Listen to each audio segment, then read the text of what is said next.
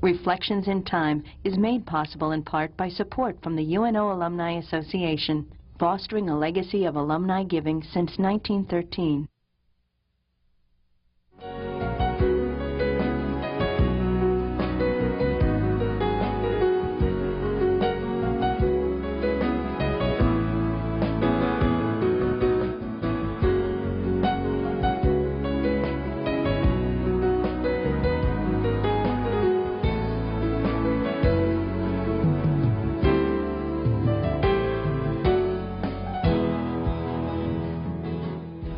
More than 25 years ago, the late Professor Paul Borghi developed an interview series that he called Reflections in Time.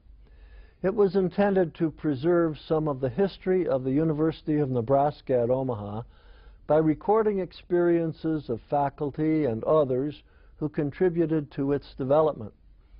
With the aid of the UNO Alumni Association, I began this new series to carry on Paul's work. My name is Jack Newton. I'm retired now, but I'm still active as a professor emeritus. I've been on the faculty of UN Omaha since 1960 and served for 20 years as Dean of the College of Arts and Sciences.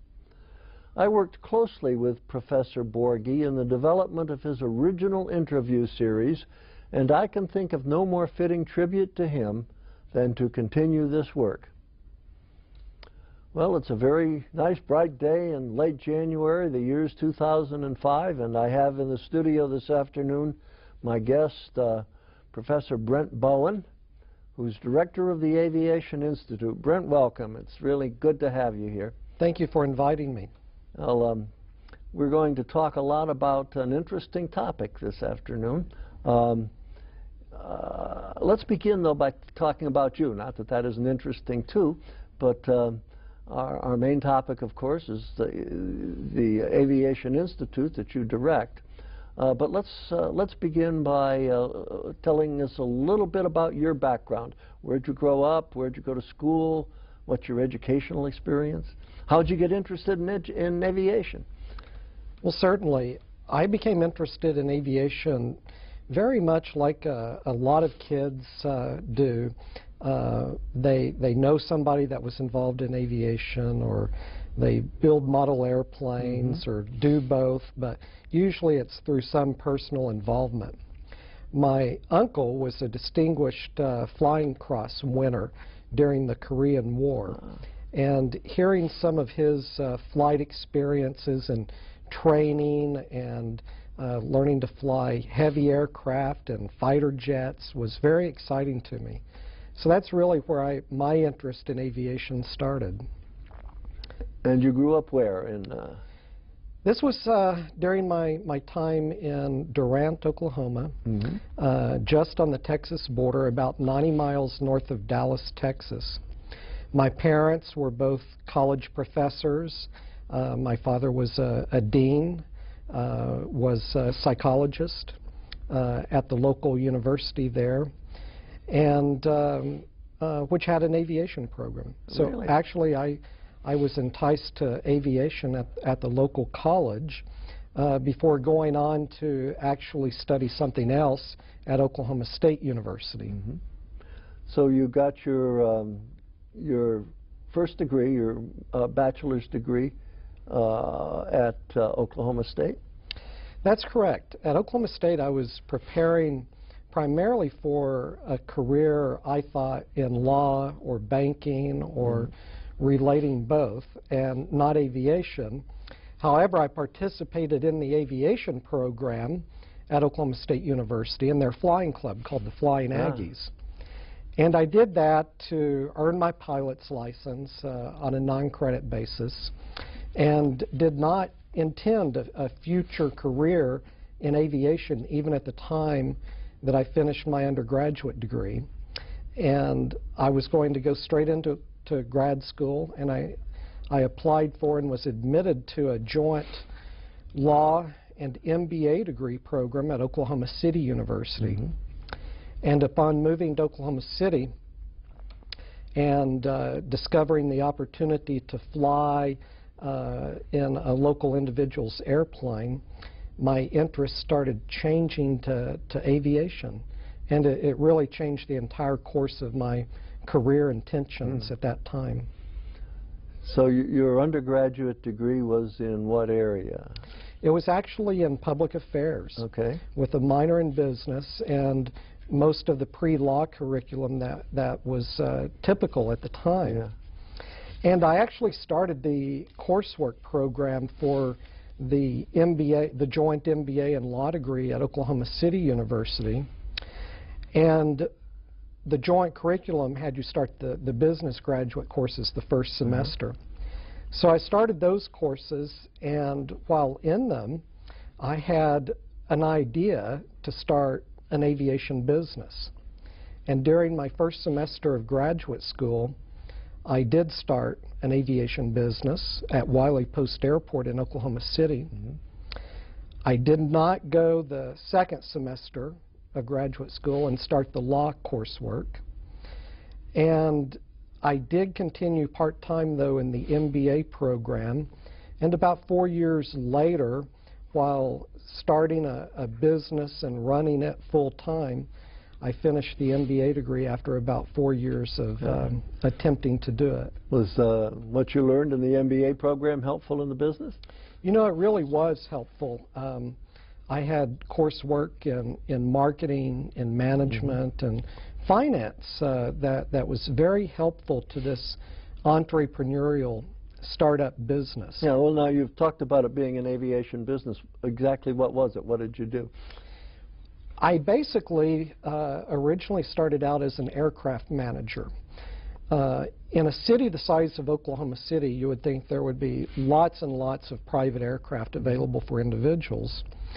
But I discovered that there weren't. There were a lot of individuals that owned private aircraft and wanted to put them in a revenue type setting where they could be leased for a flight school, for rental to other pilots, or for air charter. So I set up a commission-based business where I would manage an individual or a business's airplane and find other customers to fly it, collect the money, maintain the aircraft, and basically provide all of the services that one needed regarding a rental aircraft program. After about 1.5 years into my startup, I had 20 airplanes. I had a large hangar that I leased from the Airport Authority in Oklahoma City. And I kept adding lines of business like maintenance, aircraft maintenance, parts, the flight school, as I mentioned, air cargo service, flying packages for UPS. And it kept growing and growing until the point that I had about 15 employees, and revenue after about 2 years was exceeding $1 million a year. So it was a reasonably good-sized operation then, wasn't it? It was a good-sized operation, and at the time that I sold that operation, at the beginning of its 5th year, I was approached by a local partnership that wanted to take my operation and expand it into a larger operation that would serve corporate jets and things, a highly leveraged operation. So after about 5 years of working nonstop around the clock every day, I took advantage of that opportunity to sell the business and looked at 2 different career paths. One in aviation education, and the other being a professional pilot in the airline industry. And now we know how that came out. Yeah, right. Well, this was about what year did you complete your degree and then go on and sell out your business? I had the business from about 1983, 84 to 1989 when I finished that MBA degree. And in 89, when I sold the business, I really looked closely at opportunities for continued education. And I chose to go back to Oklahoma State University and pursue a doctoral degree in aviation education, really, is what it was.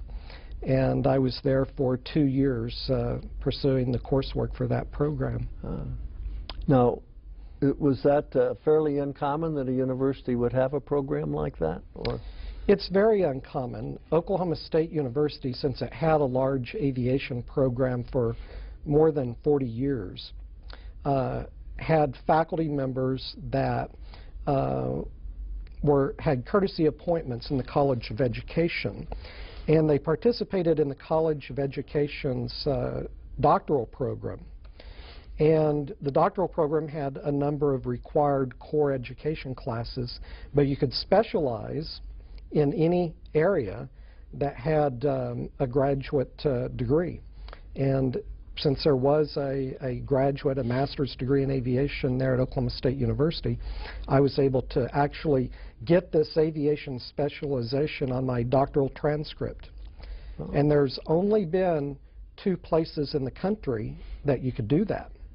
Oklahoma State University and recently the University of Nebraska at Omaha. So we're, well, not unique, but uncommon too. Uncommon, yes. The University of Nebraska at Omaha, through the PhD or doctoral program in public administration, allows us to have a doctoral level specialization in aviation through their degree program. And we're part of the School of Public Administration now, right. And it works very well. Well, that explains another part of your title. You're a professor of aviation here. You're director of the Aviation Institute, but I notice that in one place or another I've also seen the title Director of the Division of Aviation and Transportation Policy and Research, and that's in CPACS, the School of Public, or College of Public, School of Public Administration, I guess, in the College of Public Affairs. Exactly correct. And that aspect of the job is all of the assortment of things that we do outside of probably the traditional academic department area, such as providing the specialization courses at the graduate level, working with doctoral students, working on the Journal of Air Transportation, which is published here at the University of Nebraska at Omaha in its 10th year of publication. Wow. And our research programs. We have substantial funded research programs that are based out of the Aviation Institute. Let's go back and talk about you for a little bit more, though, before we go on. I really like to discuss more of your programs, but we've established now that you've got these different degrees. You got your bachelor's degree at Oklahoma State, and then went on and got a MBA, and then went on now and got your doctoral degree. But clearly, you know, they're not degrees, but you have a lot more education than that in aviation itself. You hold certificates and so on from the FAA, and tell us about those professional programs that you must have been involved in at one time or another to get these certifications. Yes, absolutely. You're correct in terms of the additional education that's required on the aviation side. At many times, I explain it by drawing a parallel to a faculty member or an individual that pursues professional certification, like as a public accountant or a professional engineer. It's very similar in terms of investment of time and rigor to advance through the Federal Aviation Administration's license program all the way up to the top level. It's so unique that persons in my position that have done a doctoral program and advanced to be a certificated airline transport pilot, which is the highest pilot certification you can get, is a very uncommon factor. When I started in the profession of professional aviation in higher education, there were probably only 6 people in the country that had doctoral degrees and the airline transport pilot rating, only 6. And now, about 15 years later, there's probably 12 or 15 total, maybe 20 at the most. So it is a very unique combination. Yeah. And when I talk about the aviation programs or aviation education, I'm really talking about the non-engineering side. And there are a number of programs that offer doctoral degrees in aerospace or aeronautical engineering, but to do it in aviation flight and aviation administration is the very unique area. Well, now, how do you go about getting all of these certifications and licenses and what have you? Do you have special schools you go to? Or? Yes, to obtain the higher level federal aviation licenses, it's based on experience, number of flight hours logged, number of hours of instruction, both on the ground and in flight. So there are numerous stages that you have to go through.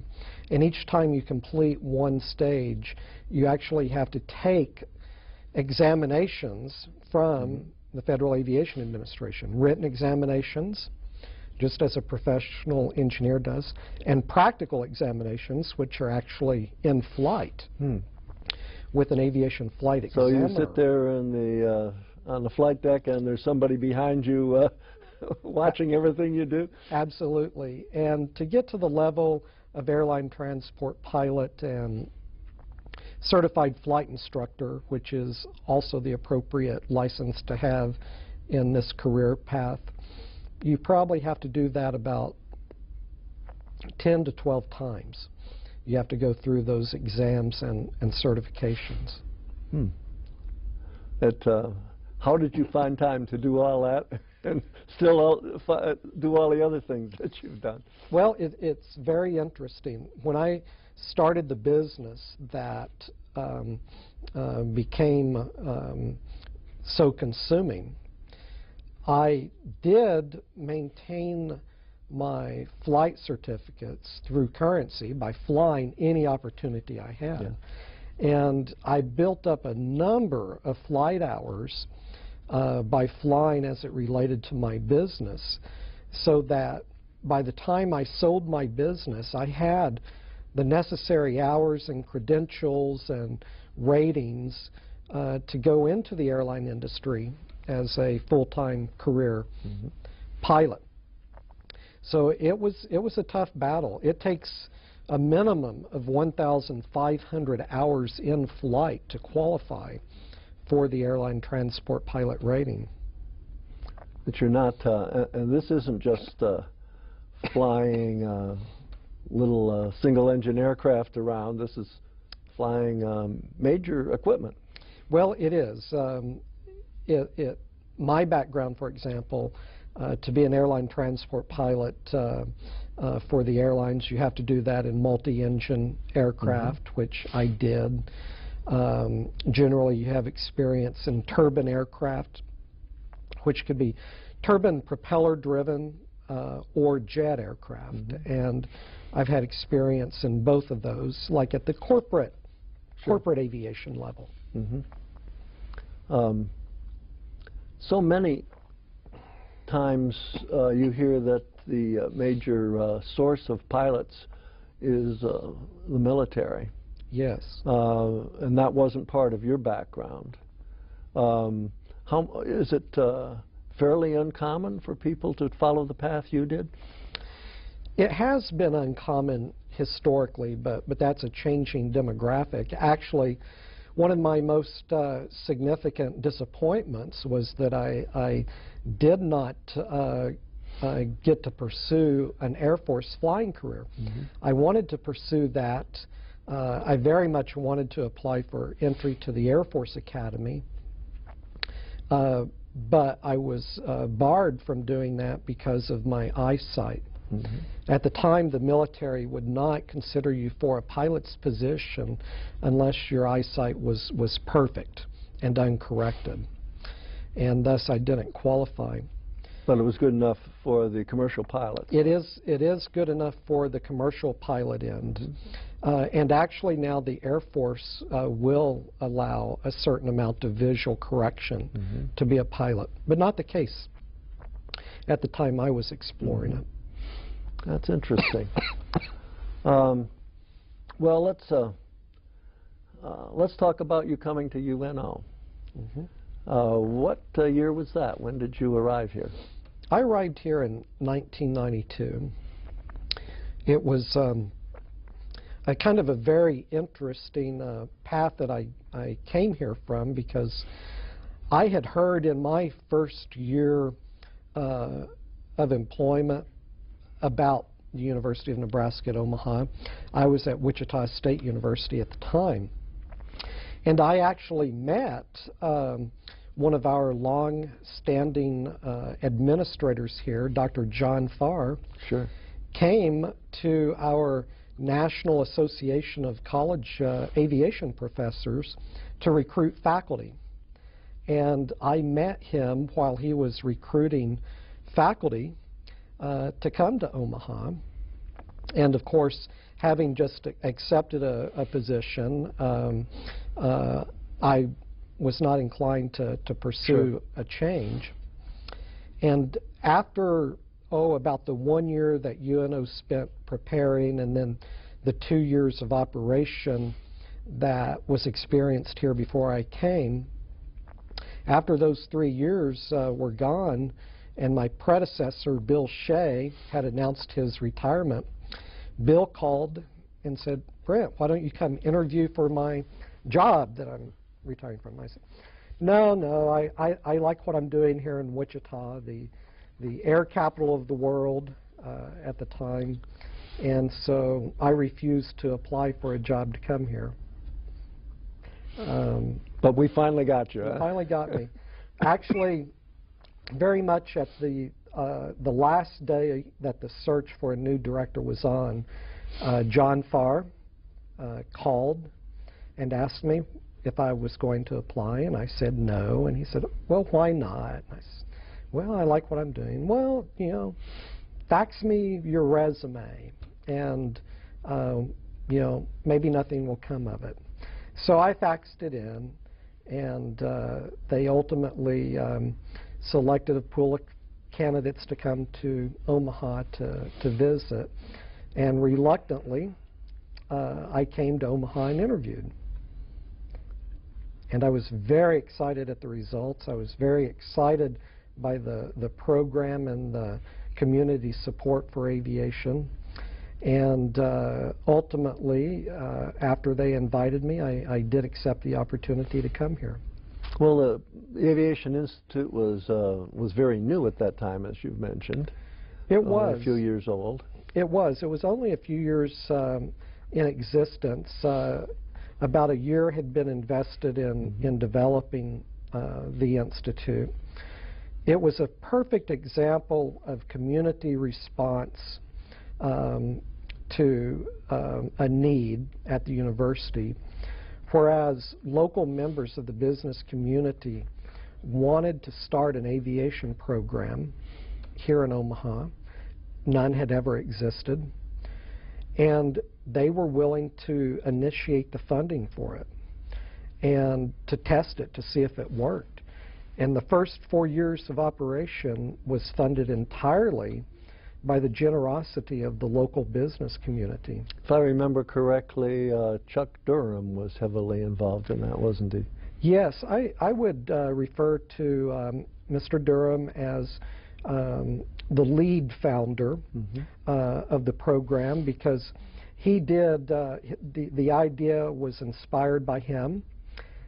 He's an active and accomplished pilot, has used business aviation throughout his career, and he brought the idea to the executive director of the Omaha Airport Authority, Don Smithy, and together they developed a vision for an aviation program. They engaged the other co-founders, Mr. Walter Scott and Mr. Mike Harper, to join in, and the three of them really were the funding spearhead of the program. And these are all well-known movers and shakers, I guess, in the city of Omaha at the time. So they are. They really have contributed to Omaha, to the university, in a way that's hard to comprehend. Their great generosity that continues to this day. And they met, actually, they called a meeting with Otto Bauer, our former Vice Chancellor for Academic Affairs. And a pilot himself. And a pilot himself, and a former professor at the Air Force Academy. And he was excited about it, and he assigned developing this academic program to John Farr, and it just succeeded from there. They recruited one of the best-known persons in collegiate aviation education at the time, Bill Shea, who was at the time chairing a department at the College of Aviation in North Dakota. And Bill brought his enthusiastic self down here and just had an explosion of aviation development here in Omaha. And that was the best way to start. Right, I was going to say, probably as good a person as you could find any place to start a program like that. Absolutely. His experiences in the past included being a college president before he got into aviation. He got into aviation in California, as a matter of fact, and was the director of the California Department of Aeronautics under Governor Reagan at the time. And when Reagan became president, Bill was appointed as Associate Administrator of the Federal Aviation Administration. And after retiring from government, going to North Dakota, the University of Nebraska at Omaha was his second retirement job. And he really brought a lot until to the program until it was necessary for him to really try retirement and move back to be near family. And that created the opportunity I've been privileged to pursue here. What was it was a new program at that time. What was it like back then? Was it it had just gotten off the ground? Bill did a great job of getting it off the ground. Yes. If you'll pardon the simile here. I think that's been used an awful lot, hasn't it, when people talked about the Aviation Institute's getting off the ground? Absolutely. Right. Absolutely. And it was an interesting process. It was perfect that the Institute was conceived and in the Office of Academic Affairs, because they were able to help Bill with the curriculum development. They assigned one of the long-term staff members of the university, Karen Rezague, who may have worked in your office at one time. I know Karen well. Karen helped Bill Shea put together the syllabi and the curriculum, establish the office, hired the instructors from the local community as well as people from out of state to put all of this together under John Farr's supervision, who was in charge of all of the approval processes. And when I arrived here, they had really just finished putting the program together, so students had only been in the program for 2 years.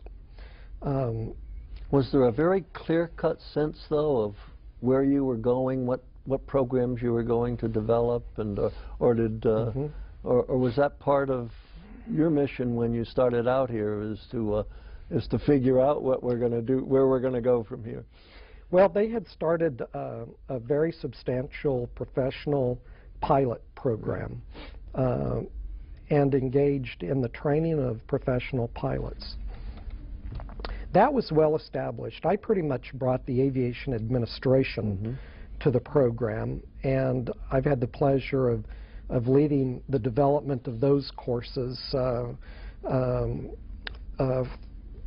since we conceived having an aviation administration degree program at the time I came here. What are your responsibilities now? What do you do with all the spare time that you have? Right, with all the spare time.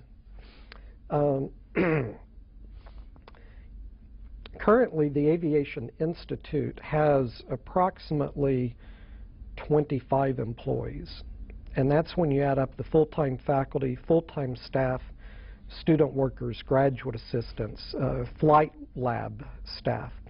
So we have a fairly large organization of people. And we have different areas of emphasis. We have teams or cadre of people working in areas like flight administration and in our research programs. Since I've been here, we've actually built our research programs up to be a larger budget operation and have a larger full-time staff than we have at the Aviation Institute side of it. So we've built a large organization. We've obtained many millions of dollars of grants, probably about 25 million over the past years that I've been here. And administering the grant programs is quite complex because we manage a statewide program for NASA. And I want to talk about that a little later and learn a good bit about it, because I know it's a big program and an important one. It is.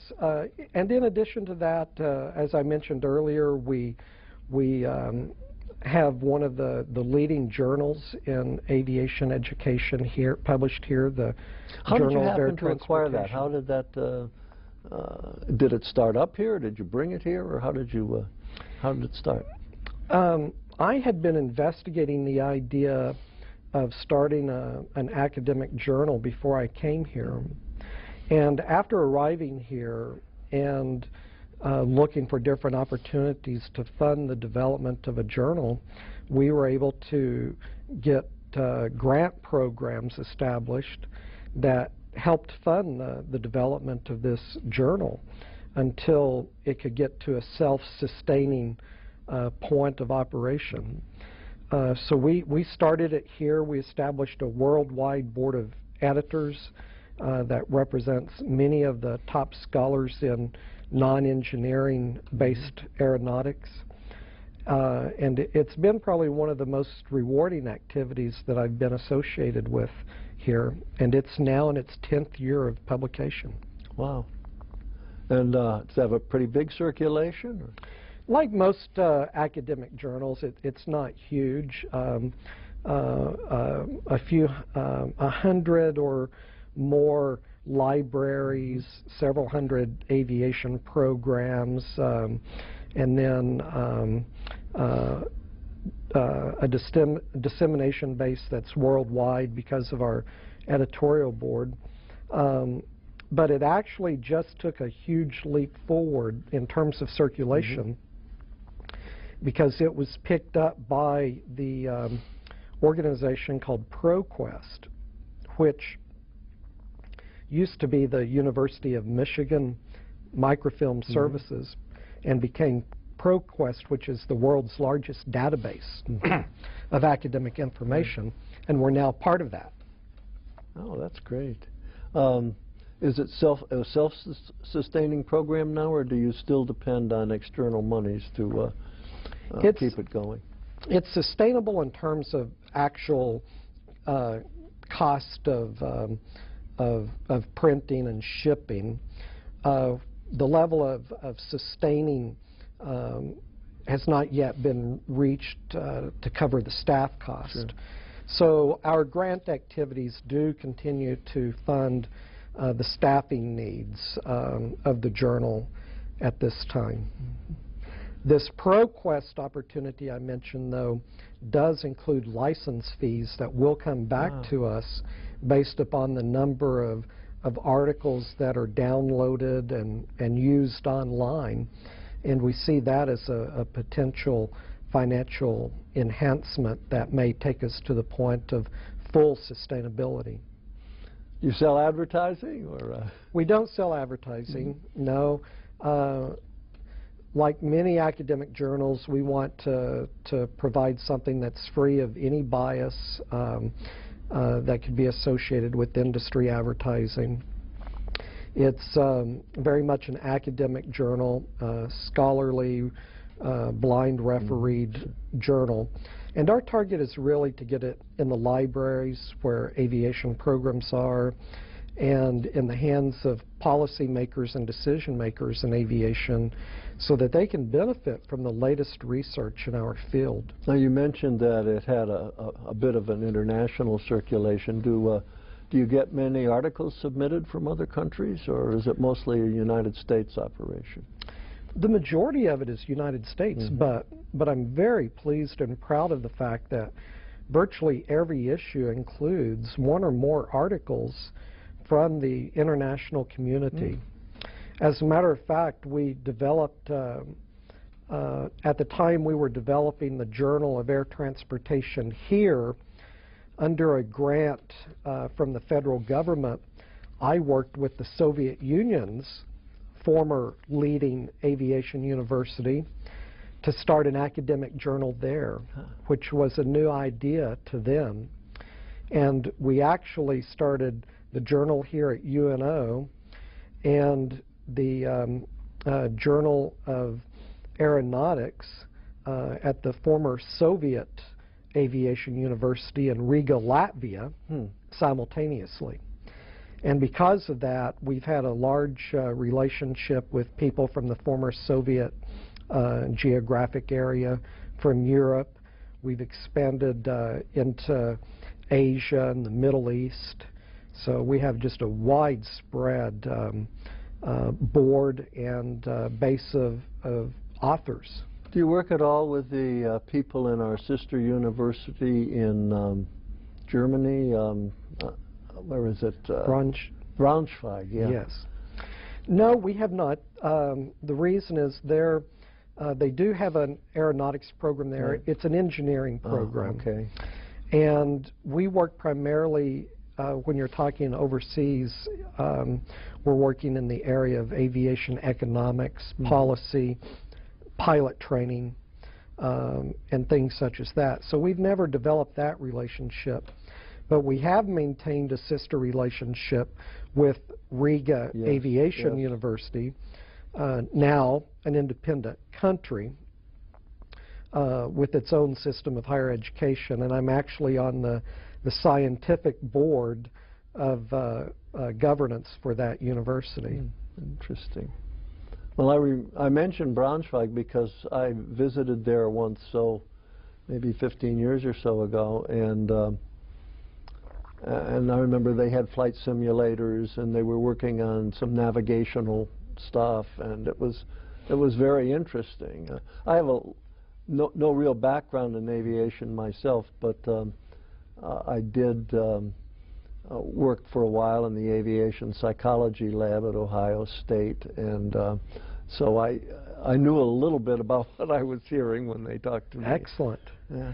Well, it's a wonderful thing because aviation does unite us around the world, and I seldom meet a person that's not enthusiastic about aviation, either as a consumer or user of services or as an active participant. Yeah. I remember when I was a little kid back in the 30s, and I remember it clearly to this day. We used to go to the big thing used to be to go to the movies every Saturday afternoon, and the movies were a dime, and it was great. And they always had cereals, and I don't think they have those in the movies anymore. But there were different sorts of things, and I remember one was a cereal on aviation, and you always had to get back there the next Saturday to find out what the next story was going to be. And they had a guy, what was his name? Captain Frank Hawks. I don't know whether you've ever even heard that name because it's a long time ago. But he used to show you how to fly an airplane. Oh.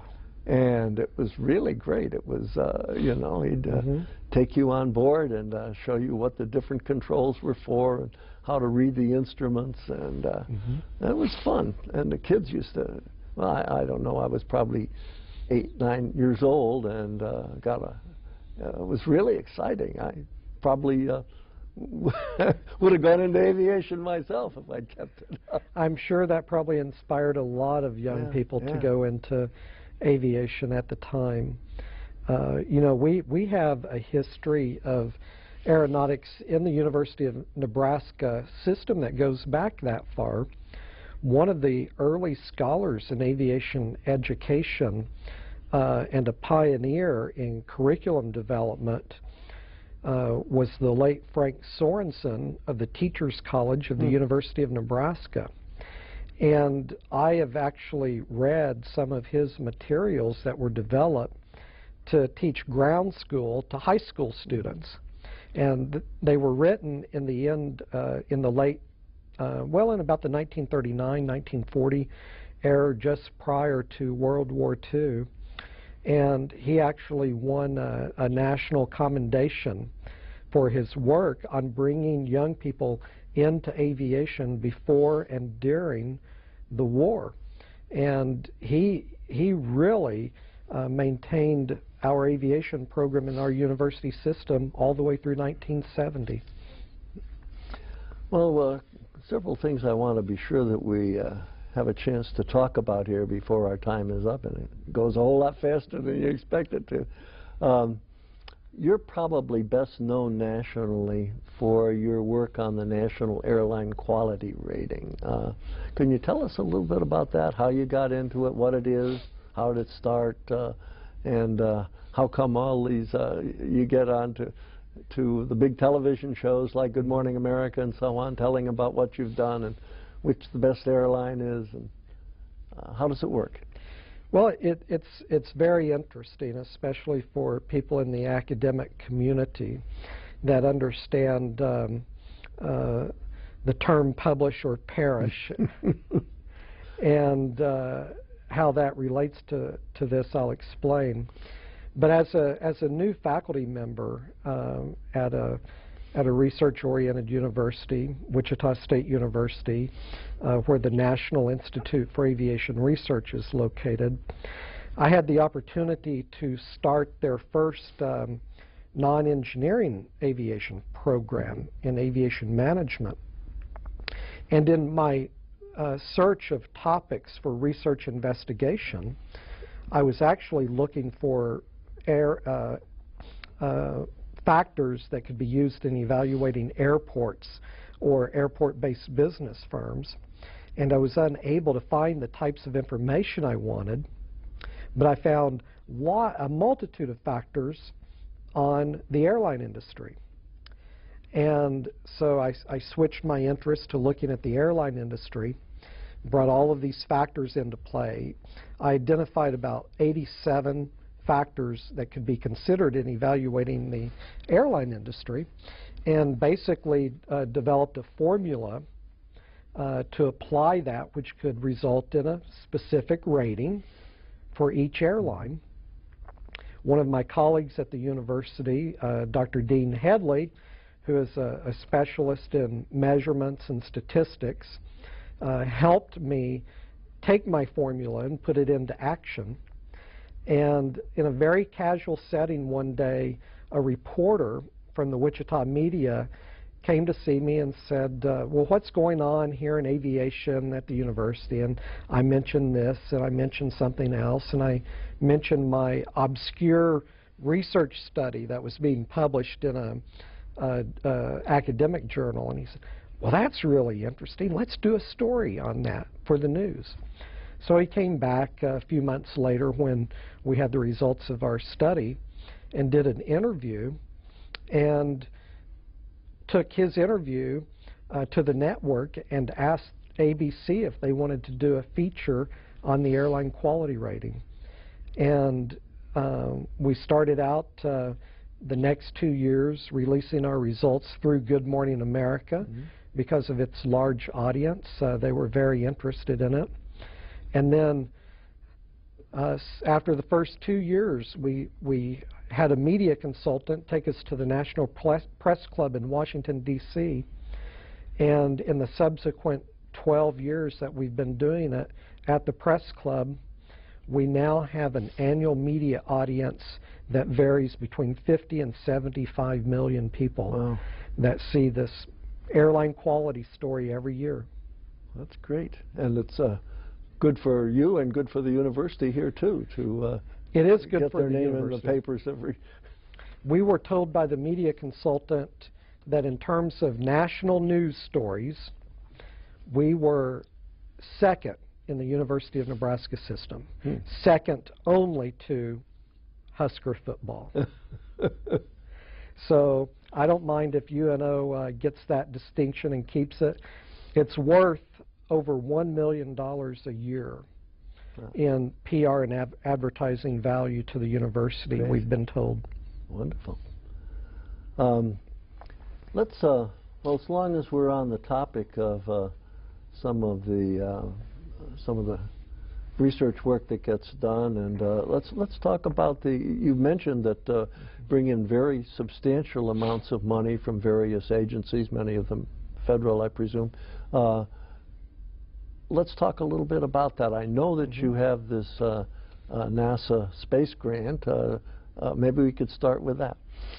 Yes, the NASA Space Grant Program is a program that was established by Congress to help ensure that some NASA research and education money was distributed to every state. And to this day, every state has its own state-based NASA Space Grant Program. NASA releases a competitive process to establish a network in a state. We won that for Nebraska here at UNO, and we operate it on the behalf of 13 member colleges here in Nebraska. We provide research and travel funding to faculty through competitive processes. We provide thousands of dollars of scholarship to Nebraska college students every year. And it's become quite a successful and sustained program. Yeah, I know a little bit about it. In fact, I think we've even had in the department that I'm affiliated with, the psychology department here, yes. we've even had some of our students benefit from the funds that you have available. You've had students and faculty members benefit from this. It's provided good research opportunities and outcomes. We've been rated nationally as the highest quality space grant program through evaluation mechanisms. We've really had a good time doing it, and it's allowed us through the space grant program to get involved in other grants such as NASA's experimental program to stimulate competitive research, the U.S. Department of Agriculture, U.S. Information Agency. We've just had a great success in our research programs. Yeah, some years ago I was fortunate enough to be able to bring to the campus, wrote a proposal and so on myself when I was dean, which amazed me that I had the time to do it, and brought a NASA grant here, mostly physicists and geographers and so on. And I'm trying to remember the name of that, but I can't. Old age is creeping up on me here, and I'm trying to, and I've forgotten the name of it already, but it was a great program, and it was, the whole idea was that NASA has all of these all of these sources of data that bring in much more data than they can process, and so consequently they were looking for college professors who had the time and the equipment. Maybe they'd even buy them some computers and so on, and let them work using some of these data to be able to get some information out of that it might be years otherwise before they had a chance. I can't remember the name of that thing. We still do some of that in the area of remote sensing. As a matter of fact, we're one of 13 states that has a geospatial remote sensing expert on our staff.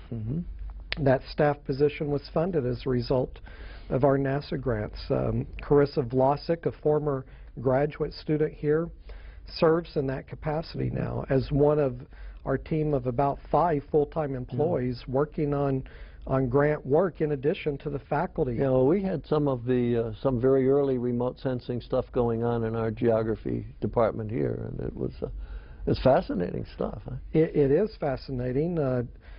Jeff Peak, yeah, Jeff, of course, has been one of our close collaborators on our geospatial program.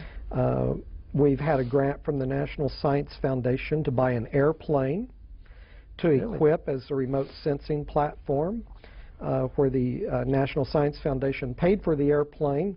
NASA provided the equipment from one of their research centers, and we provide the staffing and operation of this remote sensing aircraft. That's one of our best or most noticeable achievements in research. Well, having been you know, away from these things now for a few years since my retirement, I lose track of some of these very interesting programs that are going on at the university.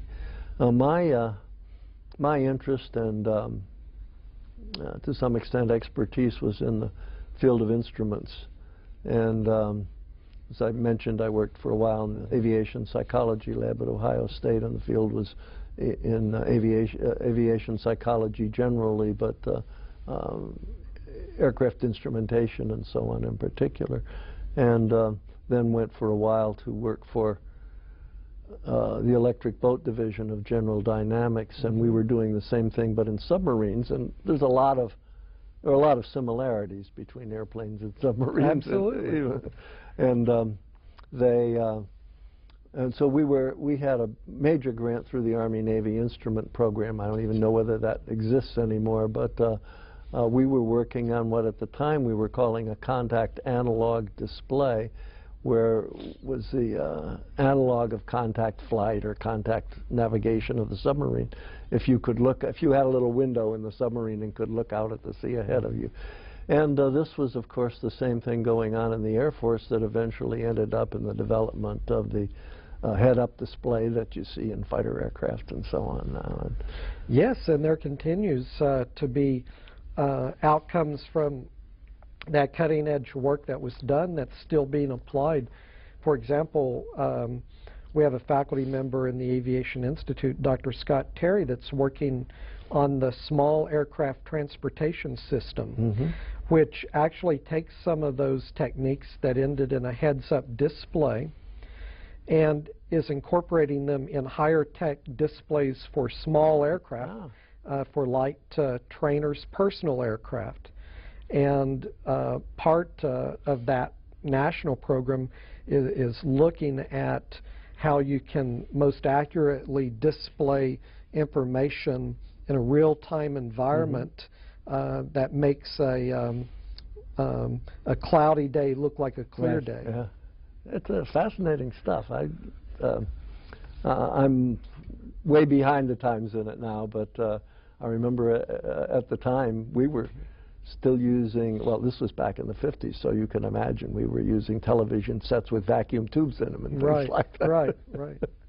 Yeah, great. Are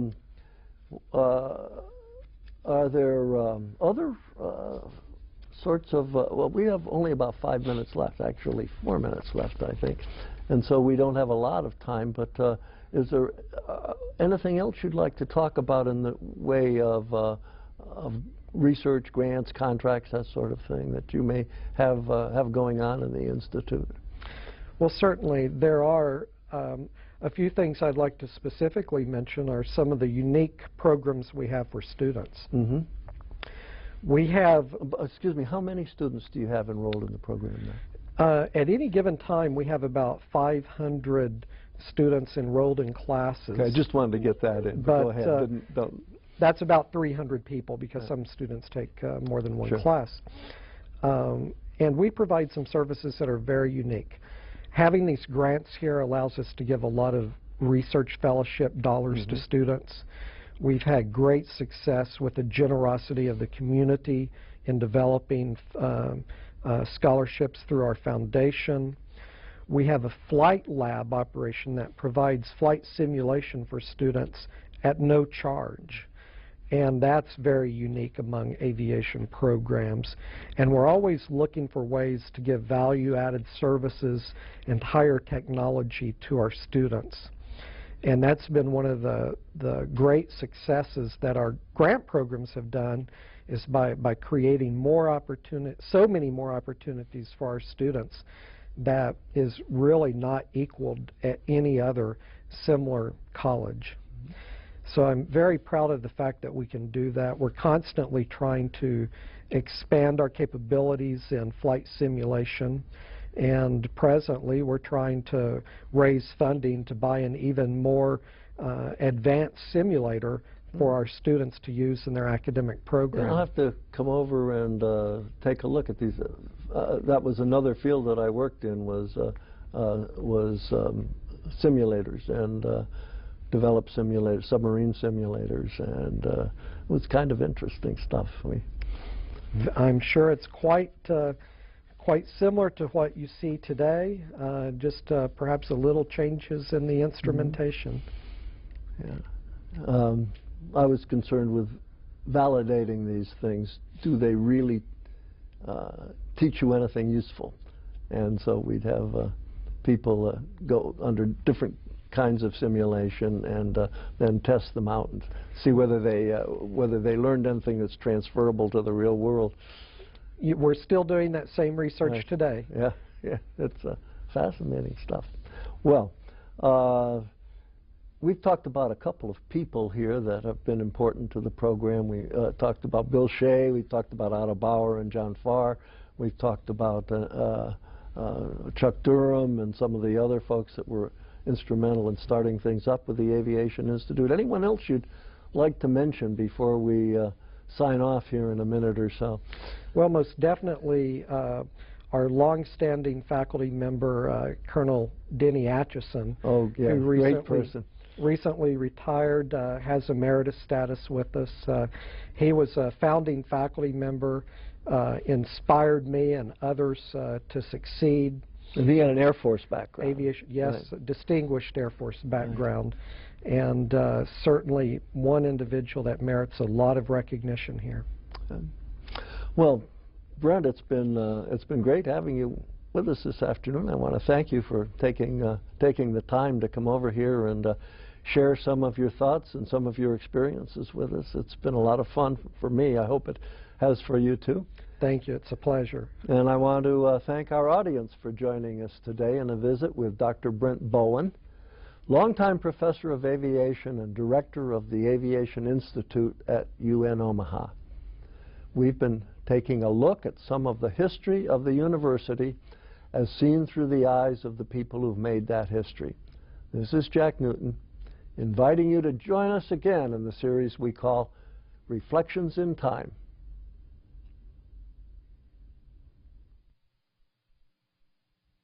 Reflections in Time is made possible in part by support from the UNO Alumni Association, fostering a legacy of alumni giving since 1913.